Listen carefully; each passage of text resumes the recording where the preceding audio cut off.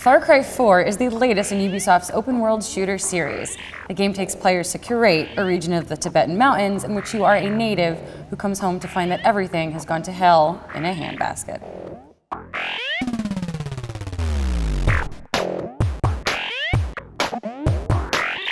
Far Cry 4 preserves everything that was good about Far Cry 3's combat system and adds more good stuff like grappling hooks and elephants. You can stealth through areas, picking off opponents one by one, or you can run in and gun with your huge arsenal of throwing knives, grenades, and guns. And did I mention you can ride elephants? One of the Far Cry series' better tools, the parasail, is back, which is actually the perfect way to get around these mountains of madness, and gives you a pretty good view of all those neat little details that Ubisoft has put into the game.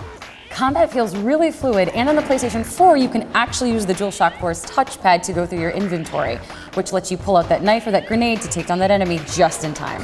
Something new for Far Cry 4 is the Guns for Hire mode, which allows you to pull a second player into the game to help you out in certain situations. In multiplayer, you can do things like have one player fly the helicopter while the other shoots from the back of it. This comes in handy when doing things like clearing outposts because it helps you get through them quicker. And did I mention you can ride elephants? You can ride elephants. As for how the game looks, I think it's looking great.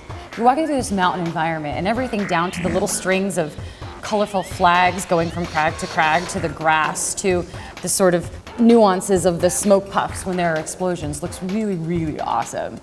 As far as story goes, Far Cry 4 came almost immediately under fire after its unveiling for what people thought was racist cover art.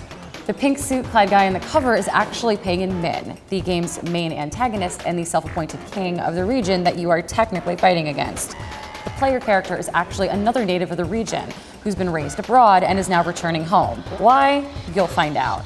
But according to game director Alex Hutchinson, there's a lot more diversity in this game than we actually see right now.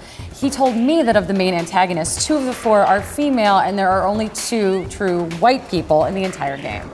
Of course, I'm really stoked for combat in Far Cry 4. I mean, you can ride elephants. I don't know if I told you yet, but you can ride elephants. But what really intrigues me about this is the narrative. I'm really interested in the story of someone coming home to find that everything has gone to shit, but it's in another culture, in another part of the world, and it's just a whole different bubble that I'm really looking forward to seeing the way Far Cry 4's particular brand of brashness explores.